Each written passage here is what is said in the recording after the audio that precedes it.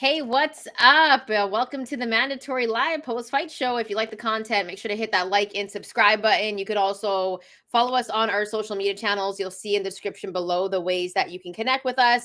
And also, if you've already done that, thanks so much for rocking out with the show. We do appreciate you.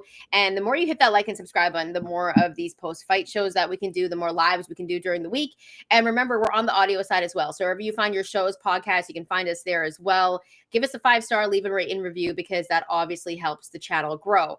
Now, this is an interactive show, so if you're in the chat, drop some comments because there's lots to get into. We're going to go through the entire card, but obviously we got to start off with, oh, by the way, Jesus already in the chat, good friend of the show. And yeah, we're going to get into everything, Brian, but we got to start off with this controversial main event. Was Lamont Roach robbed tonight? I think that's the question because I kind of think he was.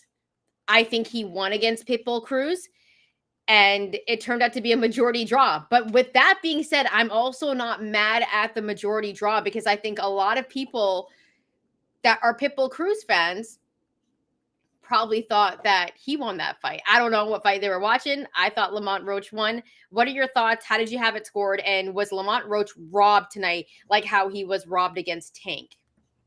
Yeah, typically. Well, I think 7-5. I watched that fight 6 times, Brian. No, I think 6 times, and I had Roach beating Tank every time. Go ahead. I think this is worse. This is worse. To me, this is more clear. The other one was controversial, but really, Lamont Roach should have gotten that decision. In the moment, you're like, I don't know what you do there, whatever. But honestly, that should have been better handled than Lamont Roach was robbed out of a victory. But that was a closer fight. This was not. To me, Lamont Roach won 8 rounds of the 12. I think Pitbull Cruz won 4 of the first 5 rounds. Yeah. And Lamont Roach won every round after that. Like, I think he swept middle of the round on, was outboxing him, was not jabbing as much as he probably could have been. Kind of like in the Tank fight where it was weird. He was just kind of standing up to Tank and fell in love with his power a little bit, was timing him on the way in. He was doing the same thing to Isaac Cruz tonight. And we keep talking about with Isaac Cruz in his big fights, he struggles against movement. He struggles against guys who he can't cut off the ring against. And he struggles against people who can just pick him off from a distance because as he continues to move up in weight, he's going to have even more of a height and reach disadvantage, which manifested again tonight. So to me, Lamont Roach absolutely got robbed in this fight. That was egregious. And the fact that we got 115, 111 for Isaac Cruz is crazy. I would say unacceptable, but in this unserious ass sport that we talk about, I mean, I wasn't even too surprised, especially considering it was in San Antonio. But all you need to know when Isaac Cruz fights, look, when the crowd is quiet, you know that he's getting his ass outboxed because this is exactly what happened against Rayo Valenzuela. This happened here. This even happened at times against Gio Cabrera. Lamont Roach won this fight. Listen, at worst, I think it was 7-5 at worst, but I think he pieced him up because I'm counting my sheet right now. And I gave Lamont Roach 6 rounds in a row near the end. The last 6 rounds I gave Lamont Roach. I gave him the last 7. So, okay, so there was our difference, right? But he won for me. I'm looking at this sheet right now. I gave him the last 6 rounds. I don't think Pitbull Cruz won that fight. Pitbull Cruz, and listen, we know if you're a fan of Pitbull Cruz, you're going to rock hard for him. But he's one-dimensional. He only knows how to fight one way. He does not know how to cut off the ring. And here's the thing about it. Sometimes you'll hear the announcer say one thing, but if you really, really look at the tape, you might see something a little bit different. I think Lamont Roach was being patient, picking his shots really well, landing, and I thought he had a really, really good performance in this one. I don't think he looked extremely uncomfortable in this fight. And that was very jarring to me, but like hearing this. And I love Mauro Ranallo. I mean, he's from BC. That's where I'm from. He gave a quick shout out to I think Mount Lehman and Abbotsford. That's in the boonies though. No one goes there. But anyways, it's way far from the city. It's like 2 hours away from Vancouver. I'm not even gonna lie, it's far. Nonetheless, I will just say that I didn't necessarily agree with everything that they were saying on the call because I thought Lamont Roach had a great performance. He got robbed tonight. He was the clear winner. And at worst, it was 7-5. But I literally gave him 6 rounds in a row, Brian. 6 rounds in a row. Like, Pitbull Cruz did not make any adjustments after. He did the same thing that he was doing before. He lost this fight. To say that it's a majority draw, this is what's disappointing about boxing. This is what turns off people from boxing. Lamont Roach got robbed tonight. And I think he got robbed against Tank too. But this one was more clear-cut. Brian, you're laughing right now. So what's going through your mind? I feel bad for Lamont Roach because he has 2 draws on his record, both of which should be wins. If he appeals this, I don't even know what could come of that. You know what I mean? Like, and we'll get to comments in a second. Let us know what you think about the fight. Let us know how you scored it. But I think if you thought Pitbull Cruz won that fight, I think you're watching a different sport. I think you're watching like aggression for aggression. I think you're watching something completely different. And even so, he wasn't as aggressive as Lamont Roach down the stretch. Like, that's the thing about Lamont Roach. He wasn't doing the Shakur Stevenson, Richardson Hitchens thing of outboxing you from a distance, or Erislandy Lara, who we saw earlier on this card, just outboxing somebody from a distance and not getting in the mix. Like, no, he's standing in the middle, trading, and he's in his range because he's using his reach and height advantages as he moves up in weight. And like, I also commend him because he's 30 and we're seeing the best of him now. Like, it feels like he's peaking at the right time. And in fact, as somebody who wasn't sure he was going to beat Hector Luis Garcia 2 years ago, like, I'm really impressed with the run he's been on in these last 4 fights specifically. And I feel bad that he got robbed in this fight because you know how it is. Like, this is a career altering thing. There's going to be money in a rematch. I do think if it's a rematch, it should not be in San Antonio. It should not be probably in Cali. Put it in DC. No, Sure. put it in DC. Put Okay. it in DC. Put it in Lamont Roach's backyard. Let's stop the nonsense here. Okay, he got called in 2 fights, 2 draws for Lamont Roach. He won both of those fights. Let's stop it. Go back and watch the Tank fight. Actually, go watch it. Mhm. Tell me if you think Tank won convincingly. He didn't.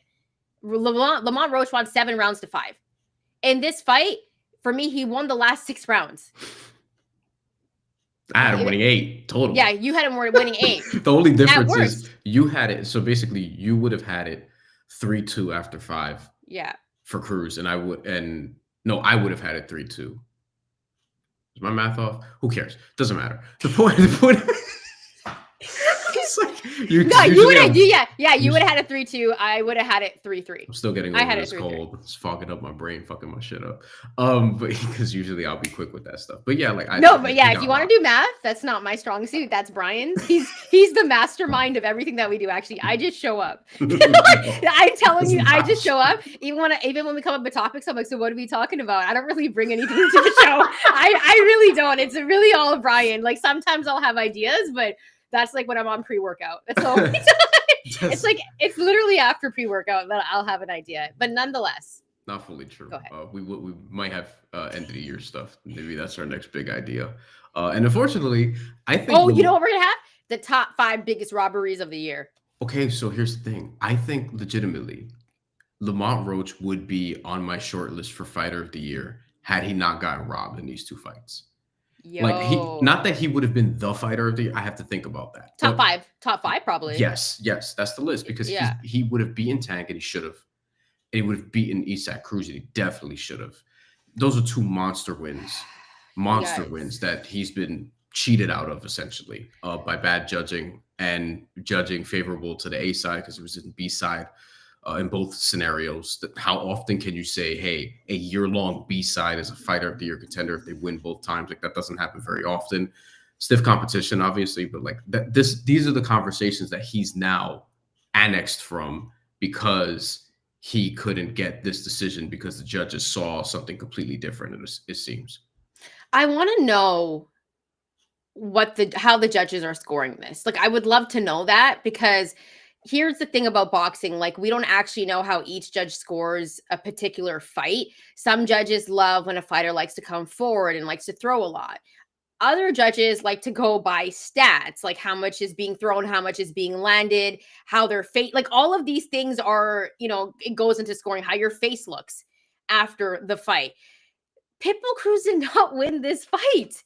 It's not even a draw. Like at this point, it's somewhat disgusting to have him have 2 draws back to back. He clearly won this fight. And yeah, I think he would be up for fighter of the year in the top 5. He's been extremely impressive. And I think a lot of people didn't even have him winning against Tank. I think he surprised people in that fight. He surprised me. I thought Tank was going to win that fight. Same. Surprised me too. But he is very skilled. And even when he had a little bit of, like, let's be serious, the knockdown, right? We got to talk about the knockdown. That was a fair knockdown that happened in the fight. And I would say that he was able to rebound and really throughout the end of the fight, the last, 6-7 rounds, however you might have had it, dominated. He pieced up Pitbull Cruz. That's what we saw in San Antonio. So should there be a rematch? I think it's disrespectful to even have this stupid ass rematch. He won the fight. I would take the bag though. To be fair, I would take the bag. And but wouldn't the bag for Tank and Lamont Roach be bigger? Well, Lamont Roach is telling us that he's taking Tank's words at face value, and he doesn't seem to think Tank is going to fight again. Yeah. Let's go to some comments. By the way, really quickly, Ryan Hong, who's like a really good friend on the show, we're gonna go to him first, and all he says is yo yo yo. But who did you bet, Ryan? I forget. I lost track. Who did you bet? Jalen Davis. Yeah. If you donate to the show, we go to your comment right away. Jalen Davis, good friend of the show as well, donated $5. We appreciate you, Jalen. We know it's Christmas time, holiday time, and like we appreciate you joining the show, man. He said, "What's up, everybody? Let's go to Detroit Crispy 7676. I like the name. It sounds interesting. Lamont won this fight more than the Tank one. Agreed. We agree. Like 100%. This was a clear Lamont Roach victory. He got robbed in pure daylight. Like this was a robbery. This is bad. I don't even know what to say about it. I was sitting there stunned when I heard this was the scorecard for Pitbull Cruz. 115, 111 for Pitbull Cruz? When I heard that one, I was like, okay, maybe it'll be a split decision, whatever. But once I heard 113, I was like, I knew we were getting a draw because Lamont Roach loses a point for getting knocked down in round 3, and then Pitbull Cruz loses a point for the point deduction in round 7 for low blows. I'm not mistaken. So, which there were some of those. Yeah, there was a lot. Like at the very least, like. With Gervonta Davis, actually, no, that was a majority draw too. It was 114 for 2 judges, and then one had it 115, 113 for Tank, which is not surprising. But again, if you count the knockdown, then Lamont Roach actually does win on points, just a split decision. More comments. Jesus, typical PBC bouts, draws. Yes. I mean, Barrios and Pacquiao. Barrios gonna fight Ryan Garcia. Let's get to the comments, Lily. Let's not stay on that nonsense. Yeah, let's not. I don't know We're gonna watch it. Ryan Garcia's getting a title shot. Well, we know. TJ Strickland, also friend of the show, feels like Lamont won. Jay says salute. Let us know what you think, Jay. Who won? Ephraim. I don't know how you're pronouncing this. So you can let us know. No, it could be Ephraim because Rosa isn't. Oh, okay. Whoa! Stop showing off. No, stop showing off. Some of us are gringos, okay? No, I could be ODing. It's fine. Ephraim Washington Rosa says it will sell if it's not on the West Coast. Cruz brings out the crowds. I agree, and I think this is going to still be the case even after this fight because Shantelle, what do you make of after the fight? Because typically, even with the hometown guy, or the person who should have the hometown advantage. Like if they lose, they'll get booed and then they'll think the other guy won. But like, oh no, the other guy won. But they were cheering Isaac Cruz and booing Lamont Roach. And I'm like, I don't think we saw the same fight as this crowd. You know why? Because I think the most delusional fans are Pitbull Cruz fans. Oh shit. They're the most I'm keeping it real. And they sometimes kill us on these shows. Listen, I rock with Pitbull Cruz. Okay. He fights my fight style in terms of what I like and what I appreciate it. Yeah. But I'm not the biggest fan of him because sometimes it can be extremely one-dimensional and he doesn't know how to cut off the ring and he's flat-footed. And I don't like the way he moves around the ring. Like there's a few things, and defensively, like I thought Pitbull Cruz would have gotten better by now, but he hasn't. And I'm like, okay, where's the growth? Like I like to see the growth in terms of a fighter. And I was really impressed. Like, let's go back a few years when he fought Tank that first time. I was impressed with Pitbull Cruz, man. I thought he put on a great show, but there hasn't been any growth. And then when you talk about Pitbull Cruz fans, I love them because they show up. Pitbull Cruz, like there's not a lot of people in boxing that can sell out arenas. Pitbull Cruz is one of those guys. He can sell out an arena. I love the way he comes out. His entrances are always dope. His fans are live. Like if you're putting the fight in Cali, Las Vegas, Arizona, anywhere in Texas, Pitbull Cruz is going to sell out. But Pitbull Cruz is not that great of a fighter.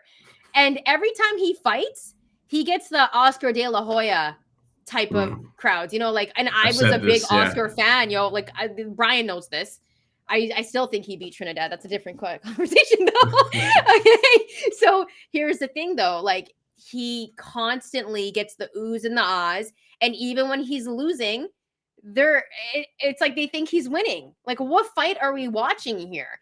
And I don't know. They're delusional. They're the most delusional fans in boxing. I don't know who's worse. Like, do you know a fighter that fighters fans are more delusional than a Pitbull Cruz fans? I mean, in this sport, there's some pretty stiff competition. Who else's fans are delusional? The thing is with Pitbull Cruz is like he's not as good as, or at least we don't think so. But I would say as far as accomplishments and as far as what we've seen so far, he's not as good as like Devin Haney. Devin Haney's fans could be a little, I don't know if delusional is the right word, but I think a lot of boxers just have annoying stand bases, period. Yeah. Like a lot of the top end guys really. But Devin wins. Like that's the difference. Right? That's like true. Like the thing about Devin is like people hate Devin, but he's actually like a nice kid. And like people want to see him lose, but he wins. Like he proved me wrong last week. I didn't take him. Go ahead. We have scorecards here. This is written out differently, so I'm going to try to make this a little bit bigger. Sean Shantelle posted this. Hold on. There we go. You're seeing right here. Wow. Over here on this far left one, Nathan Palmer. He gives Isaac Cruz rounds 9 and 12. What was he watching? I want to know how much he got greased. Not. That's what I want to know, because I would listen. If I was a judge, Brian, if I was a judge, sorry to say this, if I was a judge, somebody was like, "Hey, I give you $50K if you let him win a little extra." Okay, I'm putting myself under blast here. Go ahead, sorry, Brian. He gives him 9 and 12, and also scores round 7 10-9 with the point deduction. Oh no. Okay, they have the deduction here. Okay, 10-8, 10-8, 10-8. But he gave Isaac Cruz each of the first 4 rounds. In the middle here, you have Corey Santos. Corey Santos gives Isaac Cruz the first 3 rounds, gives Lamont Roach 4 through 7, and then gives Cruz 8, 11, and 12. Also has a draw. And then on the far right over here, this is Chris Tellez. This is the card that is going to be coming into question a lot. The 115, 111 for Isaac Cruz. He only gives Lamont Roach rounds 4, 6, 7, and 8. He gave Isaac Cruz 9 through 12. 9 through 12, Isaac Cruz gets it for this judge, Chris Tellez, who gives Isaac Cruz 115 to 111. 9 through 12. And also 1, 2, 3, and 5, the 5th round. So only gave Lamont Roach 4 and 6 through 8. That is kind of crazy. How much did he get paid, you think? Like what would a judge take for that? Like $50K? I don't know, but I mean, listen, somebody got greased, yo. That's what I'm saying. As somebody who's really worried about where the sport is going to be next year, I think we should have judges speak after, like at the post-fight presser. Yeah. I want to know why you scored it. Why you scored it the way you did. Why you thought he won rounds 9 through 12. Because are you smoking crack? Judges and referees. Like, referees should be referees also. I felt like the referee was pretty lenient early on and then finally started stepping in. Okay. I thought the ref did a decent job, dude. Like, Brooklyn Boy First says another draw, and also somebody called Lamont the Draw King, which is unfortunate. Detroit Crispy checks back in. Did y'all notice Lamont also hurt his hand as well as Tank? Is Cruz's head that hard? That's funny because I remember we had Rolly on the show, and then when Rolly fought Isaac Cruz, And then he was like, yeah, he got a big ass head. Do you remember that? He did say that, although that was Yeah. before they fought. And then, well, I mean, we both expected that not to go his way. Ryan Shepard, friend of the show, comments and also lets us know that Wale disagreed. Your boy disagreed with the decision. Thought that Lamont Roach should have won that fight. Damian Lillard also had a similar tweet. Yeah. Who is a legitimate. I don't know to what extent Wale's a boxing fan or if he's just repping for DMV. He's probably a little bit both. I know he's a big wrestling guy. He 1000%. That's true. Yeah, Wale Mania exists. Yep. Yeah, so he's probably a combat sports guy. I'm guessing, right? Maybe. I thought he had a pretty good album this year too. Just saying. Oh, yeah, sure.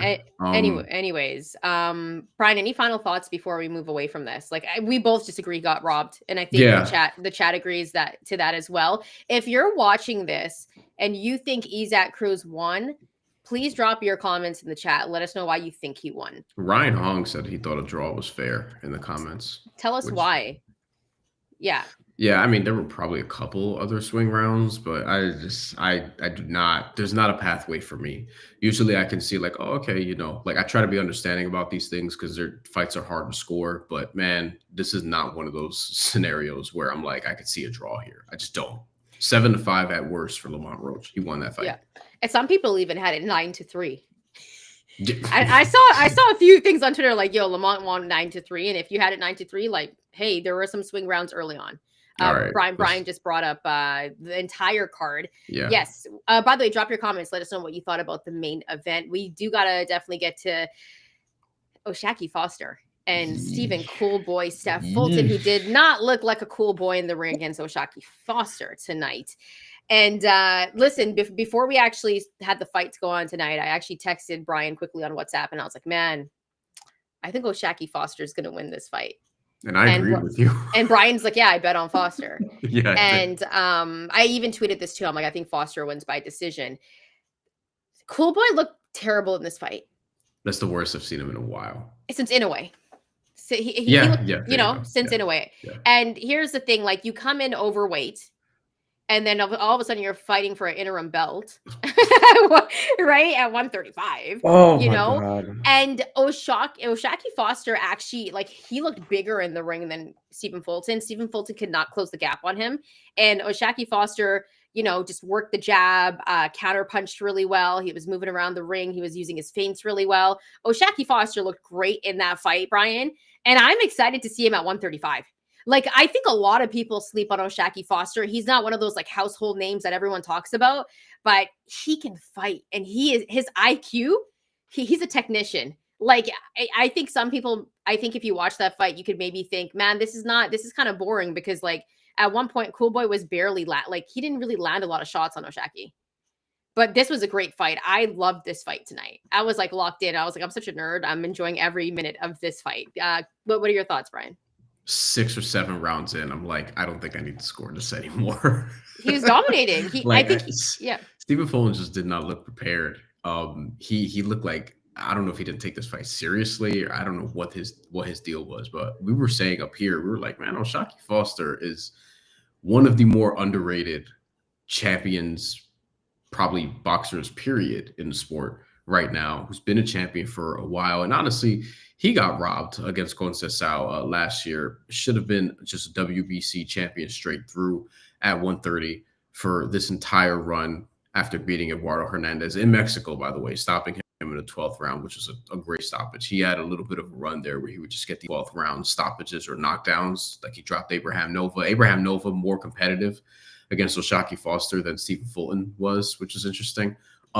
Now that he's the interim lightweight champion, I think just the fact that this became an interim championship bout, Dan Rafael reported that PBC insisted, like, they really wanted this to still be some sort of title fight.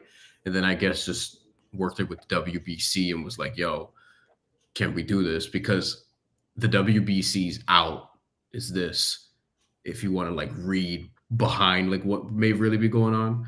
Yeah. Shakur Stevenson is currently the lightweight champion for the WBC and is moving up to fight Teofimo Lopez for the 140-pound WBO title. So this positions whoever won this fight. Now it's O'Shaquie Foster as the interim champion, who could then become the champion at 135 because Shakur Stevenson is probably going to vacate once he moves up and potentially beats Teofimo Lopez, or he just stays the interim champion if Shakur Stevenson wins and it's like, oh, I don't know what I'm going to do yet, whatever. He may want to come back down, whatever. I doubt it. I think he wants to keep moving up. But this is what this sort of sets up to me. So for me, I was like, it would be really awkward if Stephen Fulton won this fight. Thankfully, he didn't, because that would have been weird. He didn't deserve a title shot after missing weight by 2 pounds, which is a lot in this sport, especially in the lighter weight classes, especially for somebody who was just 122, moved up to 126, moved up to 130. And how are you the guy that's showing up and not making weight? That's kind of crazy.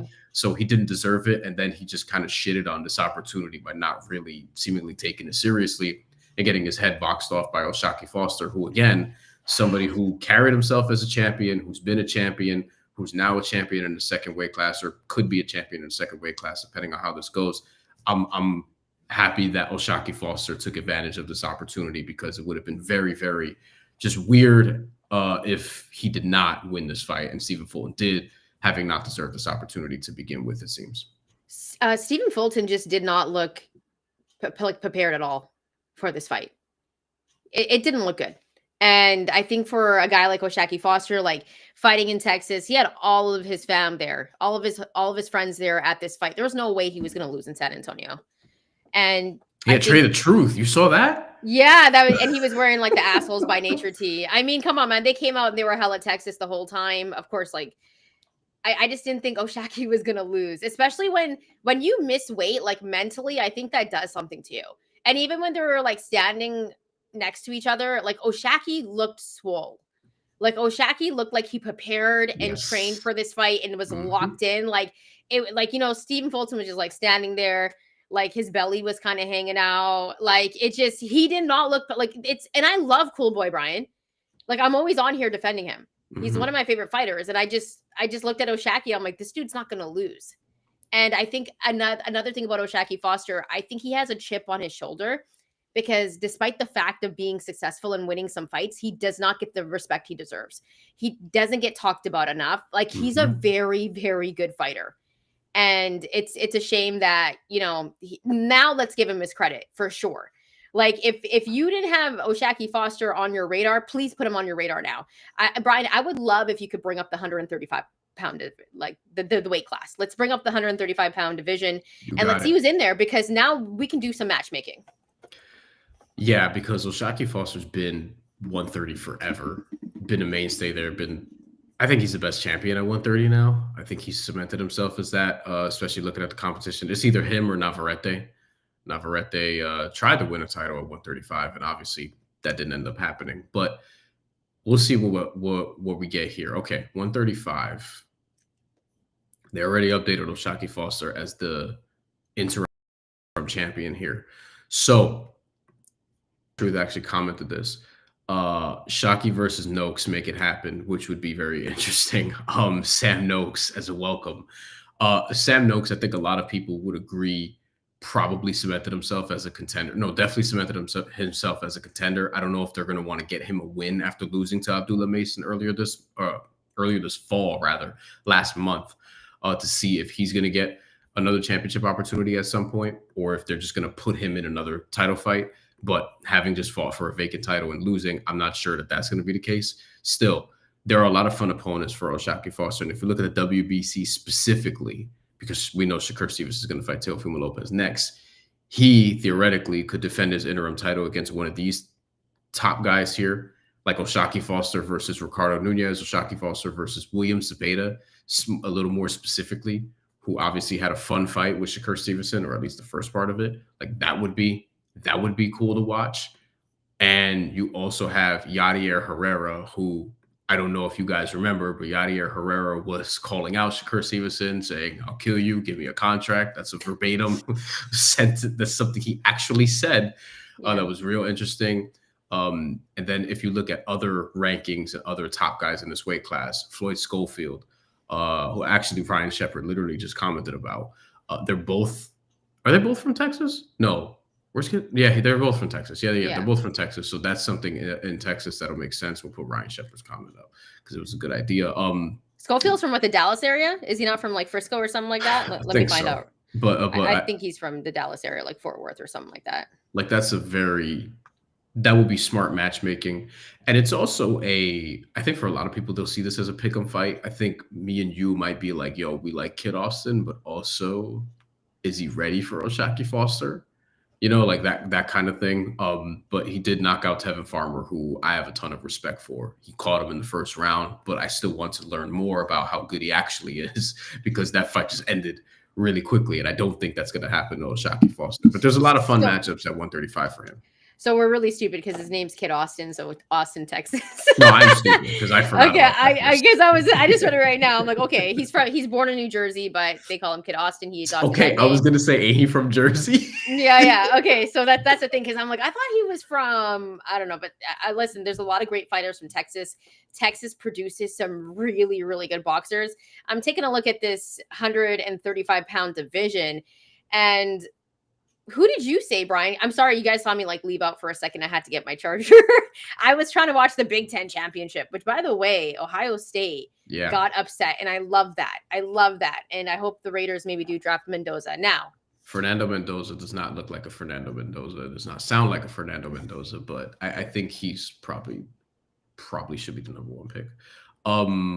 Maybe, but we'll see. I think with O'Shaquie Foster, the most interesting matchup to me here is probably Schofield. But if you're looking at like the WBC rankings, because remember, he was going to fight Shakur and then he pulled out and the WBC just took him off.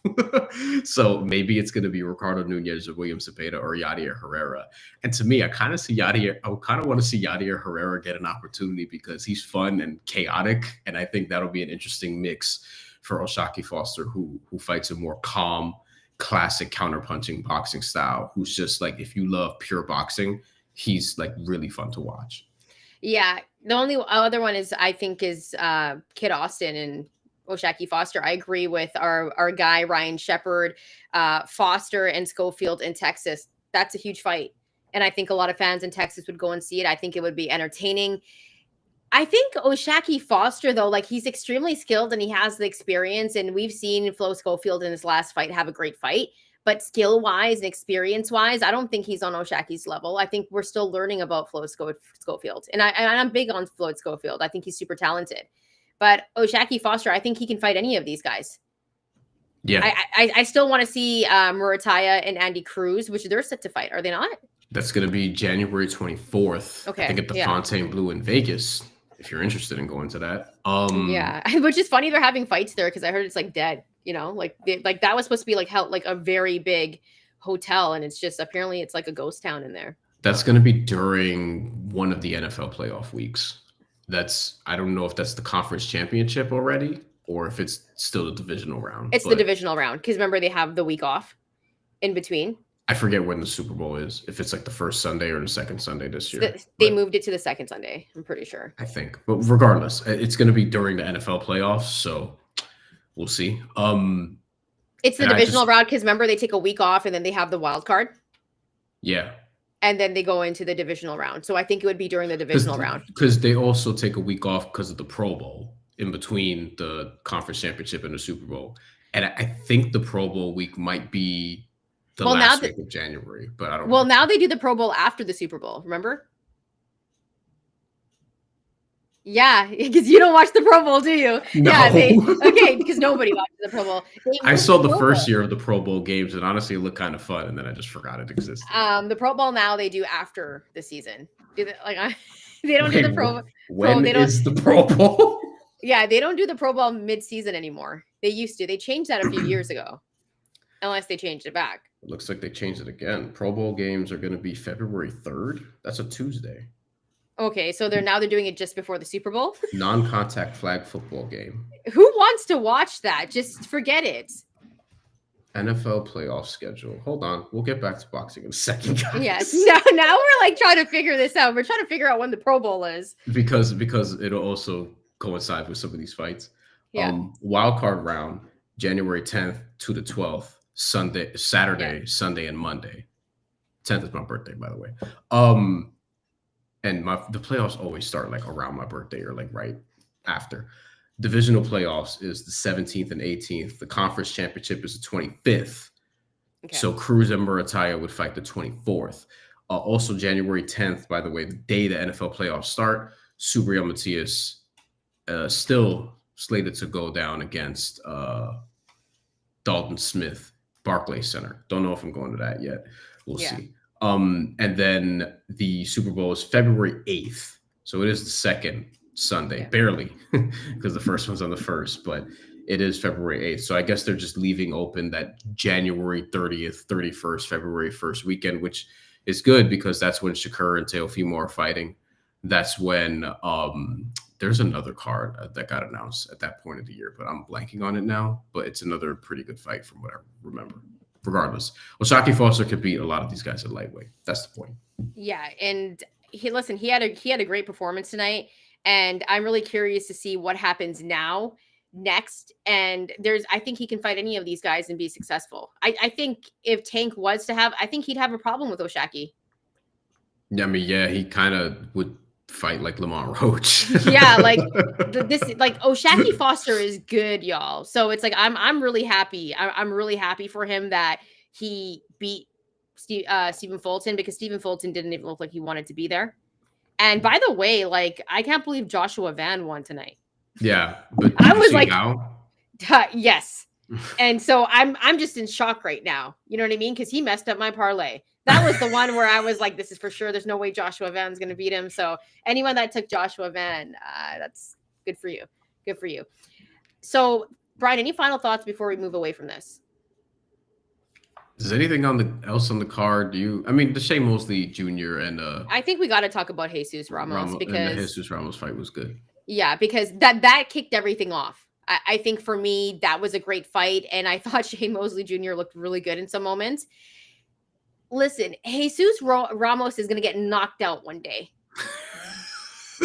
He's going to get put to sleep if he continues to fight the way that he does, because he made Shane Mosley Jr. look like a power puncher.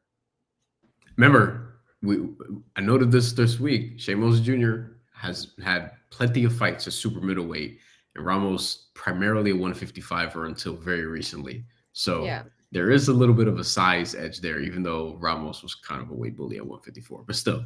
Yeah. And also just the power difference. Like, you're moving up in weight, right? Like, you're going to take people's power a little bit differently. But listen, like, Shane Mosley Jr. is not a power puncher. And Jesus Ramos was getting hit clean in the face, like just using his face as a punching bag sometimes. And like, Shane Mosley Jr. was also landing body punches on him too. This was a surprising fight, Brian, because I actually had them going the distance. So I will say that. But Jesus Ramos, super talented, exciting fighter. I think a lot of people like him. He's so irresponsible defensively. He takes too many hits that he shouldn't. And he's going to get knocked out one day if he continues to fight like this. That's the only thing I have to say about it. It reminds me a little bit of Emmanuel Navarrete, except for I think Emmanuel Navarrete gives you a little bit more action.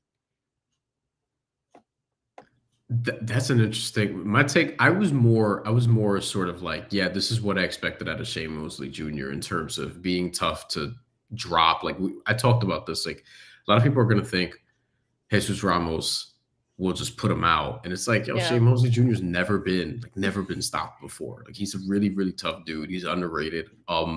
He was able to showcase himself. He didn't win this fight, although I did think it was pretty close. One judge had it 116, 112. That's probably where I had it as well for Jesus Ramos, who I think is legitimately good, but also, he's in a tough weight class now. Like, this is middleweight. Can we take a look at the weight class? I have it right here. He's the interim champion now for the WBC. So is he the next man for Carlos Adames? And if that's the case, I would pick Carlos Adames to win that fight. I would too, but I feel like I'm a little more hesitant than you. But if Carlos Adames is going to do what he did to Hamza Shiraz in terms of the movement, the head movement, like, that's the type of dude who could beat Jesus Ramos on points so long as he could stand up to the power, and I think he can. And listen, we don't really know what's going to happen with Janibek after he was tested for PEDs, right? Does the IBF strip him of his title? And a WBO, they should. And also, Yeah. Carlos Adames, I think, is supposed to fight the number one ranked challenger. I think the WBC is either, I don't know if they formally called for it because they did the whole thing where like, oh, these are all the fights we want to happen next. But you never know with the WBC if they're going to be official mandatories or not because the WBC is WBC and boxing is boxing. But Miram Nursultanov is supposed to be the number one contender for his title. And for whatever reason, Carlos Adames hasn't been seen since he fought against Hamza Shiraz in February. So that fight has to happen soon. And if that's the case, then Ramos probably gets the winner of that fight. Why is middleweight so lame? Yeah, this weight class is just...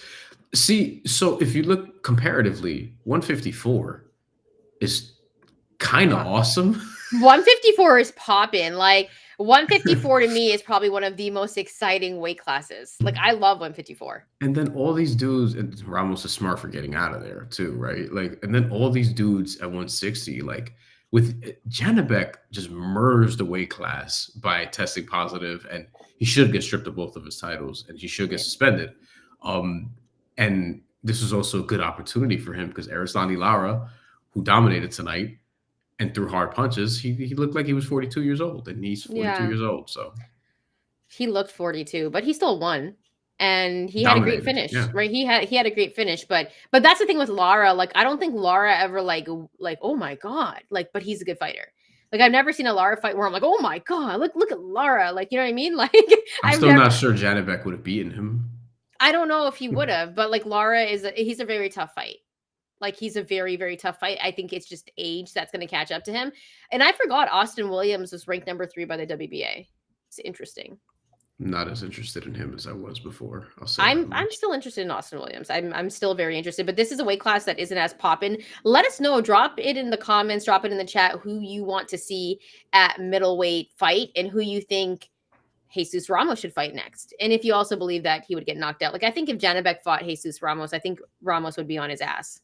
We're like not far away from Denzel Bentley versus Troy Isley for the WBO middleweight title. You know, Troy Isley wins. That's where the weight class is. I think this might be Troy Isley's weight class. He's gonna take over this weight. Troy Isley is going to take over this weight class, y'all. He might. Like he's gonna take over this weight class. This is gonna be his weight class. I'm telling you right now, he's gonna be all of these guys. Yoeli Hernandez isn't bad. Yeah, that's very true. Can you go a little bit Vito Mielnicki probably looked good in his last. I mean, he looked good. He looked good in his last fight. Although questions about the level of competition. Bruno Sarase, what to do with him now? Because apparently Jaime Munguia is not going to get any sort of discipline for getting banged for PED substance. I don't know what the fuck is going on there. Michael Zarafa, I feel like, has been in the game forever. Chris Eubank Jr., he's stepping away for health reasons, which, you know, bravo to that. He's done a lot. And I kind of wish he didn't take the Conor Benn rematch and kind of just went after either a middleweight title or Canelo fight or something else. Now he probably damaged himself. But yeah, like I think this middleweight weight class is not great. Yeah, it's Troy. It's going to be Troy Isley's weight class. But drop your comments. Let us know what you think about this weight class. Also, let us know who you think Erislandy Lara should fight next, and what your thoughts are about Janibek. Of course, he might be stripped of both titles, being tested for, after he tested positive for PEDs. Brian, I think we have one more topic to get to before we kind of before we end the show, and it has to do with the Ali Act. Because a lot has been talked about this week about the Ali Act. If you weren't aware of, we had a whole conversation about this a couple of months ago. And Brian, these changes are coming, and it's not looking good for boxing. I'm very worried about the year that this sport is going to have. So tell us what's going on with the Ali Act and what's going on with boxing and why it might be a rough year for boxing. And as you know, this is an act that, Dana White and Turk are trying to get changed so they can put together TKO boxing and have everything under one banner. But essentially, they're trying to control boxing. And essentially they're also trying to take away a lot of rights from fighters if that happens. Yeah, and basically the Ali Act, the Reform Ali Act. I mean,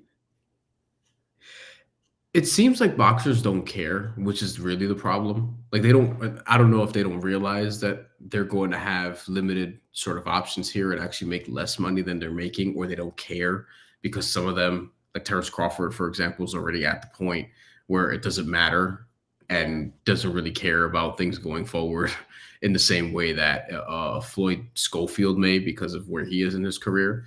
Mike Tyson endorsed this reform thing, but also he's obviously cool with Dana White and bought by the Saudis and all these different things. Like, who cares, honestly? Yeah. And I don't know if I'm going to go to Mike Tyson for what I should think about things legally. Like it just goes to what we've been saying on the show, where it looks like this act is going to be passed, and this is really just to clear out everything for TKO to continue their takeover of combat sports. So they want this monopoly on wrestling. They have the WWE. And if you look at WWE fans, a lot of them by and large are pissed with the product and how just blatantly corporate it's become in a different way than when Vince McMahon was running the show. Yeah. But the upcharging, just, the things that they're posting. I noted this actually in a social media post because WWE's been used to put their thumb on the scale by TKO, because in the WWE's like Instagram feed, they're one of the collaborators on multiple, I've counted at least 3 or 4 posts about that come from Nick Khan, who's one of the heads, one of the main guys at used to be one of the main agents at CAA and represented a lot of like talent in our industry, like Ariel Helwani, Max Kellerman, Dan Le Batard, etc., formerly, and now has become one of the big guys at TKO, and has talked about the Ali Act and why they want to change it, basically, and using all the propaganda talking points that they're using, and they're using the WWE brand to amplify that, because the WWE is one of the collaborators on the post. Then you'll see fans commenting like, what the fuck does this have to do with wrestling? I don't care. Like, what is this bullshit? Or they're caught on to the game where they're like, oh, y'all are snakes. Y'all are trying to do this, that, and third. Like, people aren't happy with TKO, it appears, or at least people who like actually understand what's going on. And moving forward, that's going to get louder and louder, because WrestleMania is going to be in Saudi Arabia, not next year, but the year after. And the FIBA World Cup is actually going to be, I think, in Saudi Arabia or Qatar, I'm not sure, in 2027, also because of financial reasons. And then with boxing, you have the Paramount deal with Dana White, with Zuffa. That's going to be seen as the breeding ground, like the Friday night fights, if you will, before they move on to Turk and Saudi. And then UFC obviously is going to be in Paramount. They just announced a whole bunch of shit. They're going to try to have whatever it is, 43 cards next year, with fight nights, with Contender Series, all that shit's going to Paramount. And TKO owns UFC, WWE, Zuffa. They're working with the Saudis. People think the Saudis are going to buy the WWE. That's something that I've heard on multiple podcasts. Like, that's something that could potentially happen. Like, and listen, guys, that's not only it. Like, they got their hands on everything. I mean, there's also talks that they're funding Project B, the women's basketball league. EA Sports, I think. Yeah, also. Like they've got their hands in absolutely everything. But in terms of boxing, they are trying to control every aspect of it. And it's unfortunate, because I think when you start something or wherever you're at, you kind of want to leave it a little bit better than where you left it at, if that makes any sense. And I would hope that, fighters like Bud Crawford and these like Canelo want to leave it in a place where these boxers can succeed, because what's the worst that could happen? You're going to start making less money. It's going to be like the UFC. And I don't know if that's a good thing. A lot of sanctioning bodies, these small promotional companies are not going to be able to exist. They're going to take a lot of people out of the game. And then I don't know what's going to happen to the product.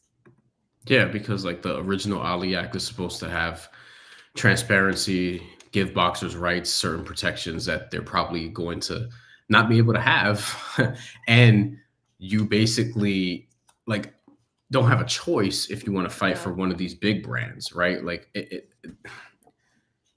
it's going to be run like a UFC is what they want. Like they want the pathway to just do what Dana White has done in the UFC. And there's people who think that a UFC model would be good for boxing. And in terms of getting the fights, and if that's all you care about, like maybe, but there's going to be a lot of issues. There's going to be a lot of issues going forward with how this actually affects the sport in general, how fights get made. They're not going to allow, because they're trying to clear the pathway for these things called UBOs, where you know, in order to, like O'Shaquie Foster, bring him back. He's a top ranked fighter who fought on a PBC card just now. That wouldn't be able to happen with what's coming, because you have to sign with them in order to fight on their card. Like Vito Mielnicki is signed with Zuffa. He's one of the only guys. Callum Walsh, we know, is going to be involved there. That's why they showcased him on that Netflix card with Terrence Crawford and Canelo Alvarez not that long ago. Like that's what they're going to be doing. They're going to be making it so that, look, like with the UFC or with WWE, like you could only do your shit here, or in the case of WWE, you can now wrestle with like certain other promotions that the WWE has working relationships with like AAA in Mexico or whatever the case may be. But that's all it is. And it's going to be more like worse than what we saw when HBO was here and Showtime was here, PBC was here, and Top Rank was here, because they're just going to want to have everything.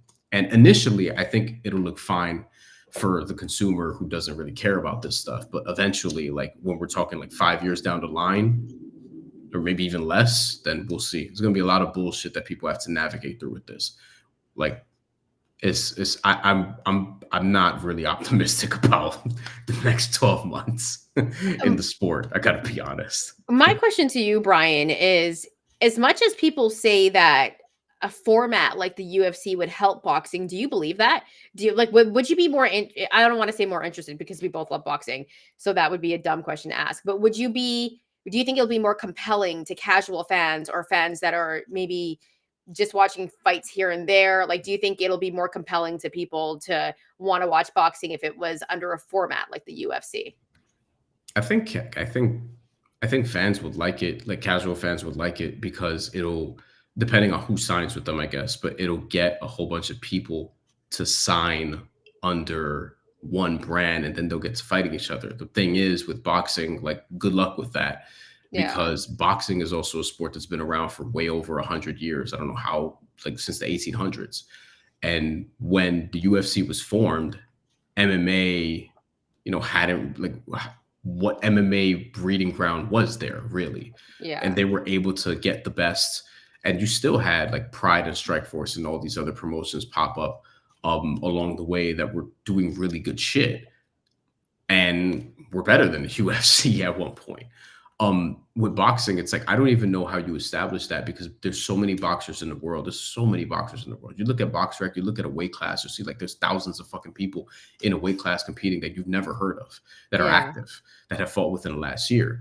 How do you get like 50 of them in a promotion and have them fight for a title? Like, how does that then become, you know, like a world title if there's a fraction of, you see what I'm saying? Like, it just doesn't make a lot of sense. And then on top of that, you still have, like, Matchroom's going to be here. I don't know to what degree they're going to work with them. Eddie Hearn keeps like talking out of both sides of his mouth, where he's like, oh, I don't think that this act should, you know, happen. But then he's still working with Turk and doing like trying to make fights with him, or, you know, being next to him and shit. Frank Warren also, Jake Paul, and this is the big one. Jake Paul is trying to control like all of women's boxing over here. I don't think, and I don't think they're going to work together for obvious reasons. You know, like, so I don't know, like, this is going to be a lot more difficult. But maybe that's why Jake Paul is trying to take over women's boxing. Oh, that's because I think it's just a business opportunity, I think, for him. But also because like, I don't think Turk's going to want to do anything with it, because it's women. Right. It's like a market inefficiency that they've sort of detected, where it's like, oh yeah, like, you know, they're not gonna sign all these women to fight in Saudi Arabia. Turk's put on how many fights, and how many women has he put on the cards? One. Like, one. He doesn't care. Like, I'm surprised every time Ring Magazine's account posts about women in boxing. They did it today. The Beatriz Ferreira loss. Like, like, I think in terms of news, it's boxing news. They have to, but I don't really think that they're interested in women's boxing, because there would have been more fights that would have been made. And that's the unfortunate part. But hey, it's in good hands with Jake Paul. I think they do a great job with Netflix. And, Amanda Serrano is also going to move into a position where, she's overseeing a lot of things. So that aspect, I absolutely love. That aspect, I give Jake a lot of props. But where boxing is going and how it's going to be controlled and how we're seeing all the chips fall towards Saudi, I don't think it's a good thing. No, and I'll say that. And it might be a good thing for women's basketball, but it's not a good thing for I don't think it's a good thing for them either. But no, but to see the players think, go there and the money, and they're trying to be like silent partners. Like, you got to remember for Project B, they're not outright saying it's the Saudis. Yeah, they're trying. They've said they've had to come out and say like, oh, we're not taking Saudi money, and everyone's like, are you sure about that? Yeah. The last thing I want to say about this is, look, boxing allowed this to happen. That's the fundamental problem. It's like the things that were in the Ali Act, the original Ali Act, and what it was intended to do, the organizations got away from that, right? And that's sort of what set this up. Like, look at the bullshit about like the WBC and the whole spat with Terrence Crawford, and they stripped Terrence Crawford of the title over a sanctioning fee which is very fucking high. Because I don't know if people know, like, you have to pay sanctioning fees in order to defend and hold these titles. That's and they're expensive. They're so Josh expensive. Taylor said this. He's like, being an undisputed champion was fucking expensive. That's why I started vacating the titles. Dude, even Arnold Barbosa Jr., before he ended up fighting Teofimo Lopez, he was like, he didn't pay his sanctioning fees because they were so expensive. And he was just like, I'm trying to feed my family. Like, he kept it real. He kept it a buck. He's like, this is better for my family if I don't, so I can have this money. Like, you know what I mean? Like, imagine that. I'm trying to remember the quote of Miguel Cotto before a fight. I don't know if it was the Canelo fight, but it was around that era of Miguel Cotto, where he didn't pay a sanctioning fee for a title. And he's like, I can be like, I'm already a champion. I could be the champion of my house. I have titles in my house. I don't need to pay a sanctioning fee for a title. That's real. You know what I'm saying? like, so that's what, like, it's gotten out of control where we complain about boxing. Like, everyone who loves boxing complains about the shit all the time, because you have a bunch of friends in your life where you can't explain to, like, so there's the WBA, the WBC, the WBO, and the IBF. There's this other thing called the IBO, but we don't really care about the IBO. Every organization has their own rankings. There's interim champions, there's world champions. Occasionally you get super champions, and these rankings are supposed to be like, who gets to fight for this title. And it's just ridiculous. You know what I mean? Like, so the sport needed to clean itself up. I just don't think this is the way that it should happen. But I do agree with Lou DiBella when he says, look, the sport needs a full fucking just start from scratch, tear down. And I don't know if this is going to be it, but look, this is what's going to happen. I feel like next year is going to be the year of like TKO, Zuffa, MVP, and I don't know what happens to the rest. The differences between the UFC. Did you? Okay, sorry, you unmuted my mic, right? Yeah. Okay.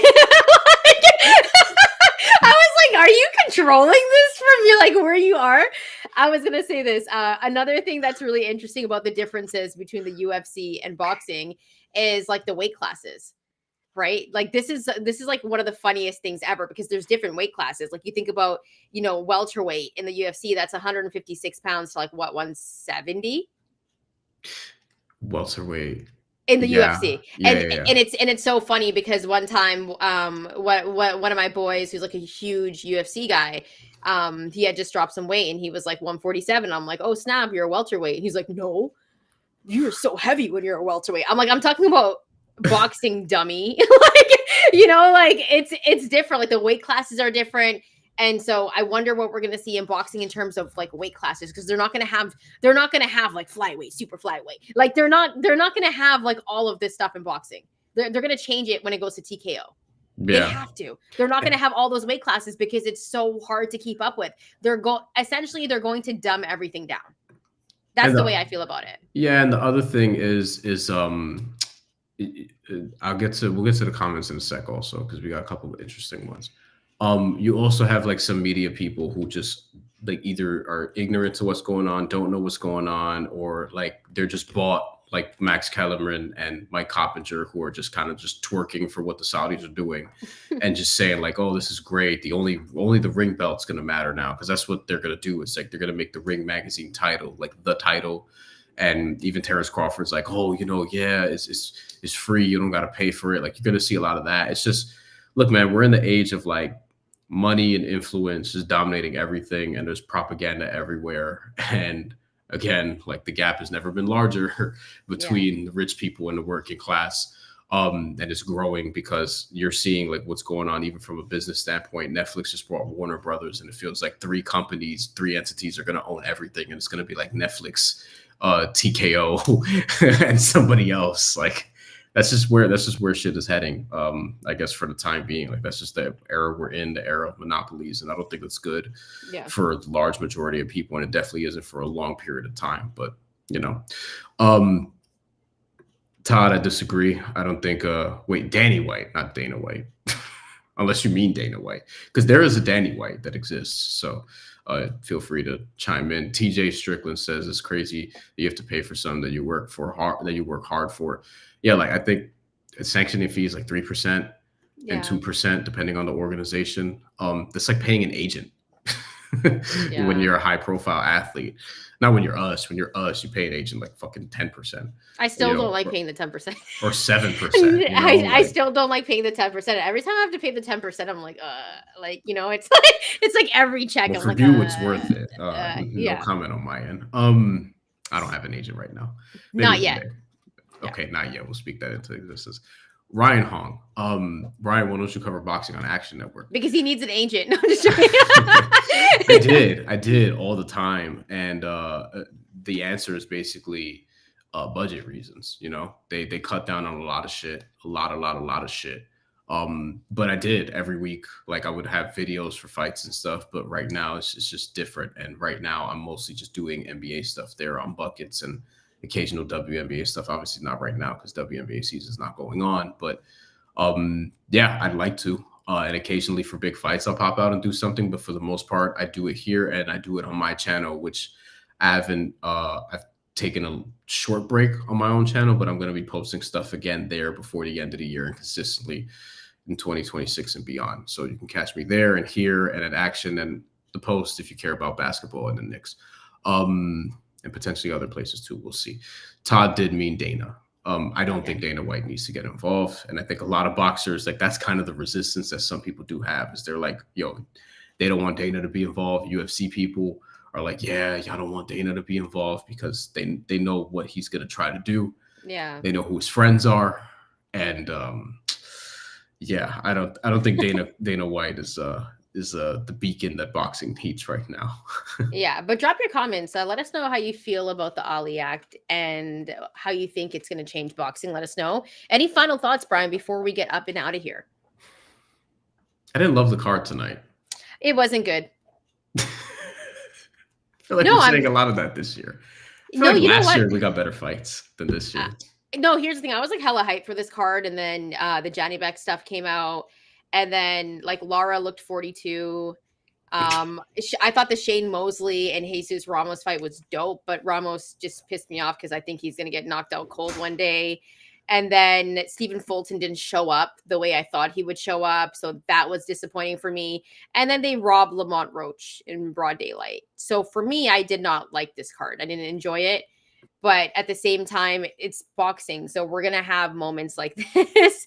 I'm happy that the card happened, and I'm happy to watch boxing on a Saturday night because it's like one of the last big boxing showcases of the year. I think Inoue's back around Christmas time, no? Yeah, that's really it. Also, we should mention Frank Martin. Yeah, Frank Martin, dude, he looked good tonight. I'm happy for Frank Martin, man. One-punch knockout against Francis Barthélemy, who you and I both... Tricky fighter. One of the trickiest fighters, dude. He just caught him. Clean shot. Barthélemy also, I think I mentioned this, but I was like, he was good 6-7 years ago. Like, it's been a minute. I mean, he even gave Gary Antoine. Yeah, he gave him some problems. Can we actually quickly pull up his weight class? Can we pull up that weight class right quick? Because I just want to take a look at it, because for a guy like Frank Martin, who we hadn't seen since Tank Davis, if I'm not mistaken. No, you're right. It's So been a long layoff. it had been a minute, and remember, like Frank Martin, he had a few moments in that fight where he looked decent, and then obviously if you fight Tank, eventually you might get caught unless you're Lamont Roach and you beat him 7-5. But I I will say that this is very interesting for a guy like Frank Martin because it's like who's up for him next. He's a very young, exciting fighter, and he's at 140 now also. So we'll see where he gets ranked after this because he hasn't fought. I mean, he just fought and the rankings have to update. It's going to take a little bit, but I'm curious as to like where he's going to be placed here. I would imagine WBC rankings will show him some love because PBC and the WBC kind of like WBO in top rank a little bit. Brian, obviously we know that Teo is kind of and Shakur is coming up to this weight class, which is, that's another thing too. Obviously, we take a look at this right now. I think we can both agree that Teo is that guy, Teofimo Lopez. But I think Gary Antoine Russell is kind of the X factor in all of this because I think he can beat anybody. I'll throw Frank Martin in there with him right now. Honestly. Yeah. I'm not saying Frank Martin will win that fight, but that, like, easy to make for PBC. Yeah. No disrespect to Andy Hiroka, but more interesting challenger. But would you agree though that because I think he can beat Richardson Hitchens, I think he can beat Subriel Matias, I know he can beat Isaac Cruz, and I think he could give Teofimo Lopez a very hard time. Like, am I alone in thinking that? Like he's that guy there that I'm like, I think he can beat anybody in this weight class.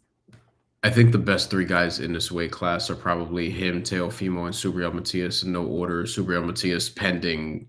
It doesn't look like he's going to get suspended. And it looks like he was just right at it wasn't egregious. Like Janibek apparently was. He just took a little bit of pre-workout and just messed up everything. It looks like he'll be good to go. So Alberto Puello actually tested positive, got suspended, had to come back. Yeah. And it looks like he's going to get the winner of that. But yeah, I think Gary Antoine's good enough to topple anyone here. And obviously Richardson Hitchens, I don't want to disrespect him. He's really good too. That would be a fun unification. Not for nothing. Gary Antoine Russell and Richardson Hitchens. I don't think that's going to happen next, but Richardson Hitchens he's really good. I just think his fight style to me it's not the most exciting, but he's really good. I don't think I give him enough credit, but he's a really good fighter. But for me, like Gary Antoine Russell, he's the guy in this division where I'm like, he can beat anybody. Like he's really, really good. So, 140's popping and Shakur's going to come up. We got Keyshawn Davis in this weight class. Yes, this weight class is getting crazy, but I do think that some of these guys are going to move up. Like I do think Teo would try to move up to 147 at one point. Because he wanted to move up. I don't know how he'll do in that weight class though, because Teofimo Lopez looks small. I'll be honest with you. What? He'll look fine in the weight class. The welterweight's weak. No, now he will. But I mean, he won't stop anybody probably. But are you sure he can't beat Devin Haney? I never said that. I just think that when it comes to 147, Teo looks small. And I think on Fight Night, he's going to look very small against Shakur Stevenson. I think Shakur is going to look big in the ring. And I think Teofimo Lopez is going to look small. And he's going to have to use his quickness and his speed to, obviously try to close the distance against Shakur, who I think will be using his length and size as an advantage in that fight. And it's going to be throwing and not getting hit. I think Shakur looks big in the ring against most guys, dude. He's going to look even when they're standing beside each other and Teo was talking smack and Shakur was like, I already know how to beat you. Shakur looked way bigger than him. So there's that. Jermaine Ortiz is here, who you and I both like. I'm a big fan of his. I didn't like how he fought against Teo. This weight class, he's won since at least. This weight class, look, Keyshawn Davis, Dalton Smith, Alberto Puello, Subriel Matias, Isaac Cruz, Teofimo Lopez, Gary Antoine Russell, Richardson Hitchens, now Lamont Roach, Adolfo Delgado still here, Oscar Duarte, Kenneth Sims. I'm a big fan. Yeah. Elvis Rodriguez, Sandro Martin. This weight class is deep. This has some depth to it too. Alfredo Santiago, who I sneaky like. I don't know if he'll beat any of the guys I mentioned, but he'll get Emiliano Vargas. Emiliano Vargas is in this weight class, and he's ranked number 7 by the WBO. Boy, would I like to see him against a guy like Teofimo Lopez. I think Emiliano Vargas is probably gonna fight. Oh, Adam Azim also. Shit. I think Keyshawn Davis might fight. I have a sneaky suspicion. You could easily put Keyshawn Davis versus Alfredo Santiago because they're 1 and 2 in the WBO rankings.